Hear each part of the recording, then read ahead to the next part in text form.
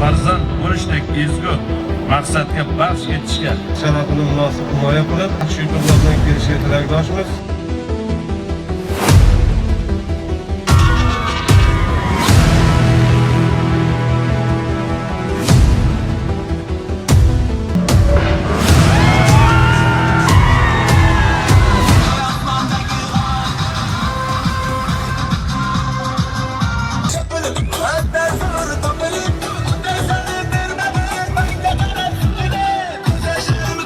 Bugun men Davlat xavfsizlik xizmati kubogi taqdirlash marosimi bo'lyapti.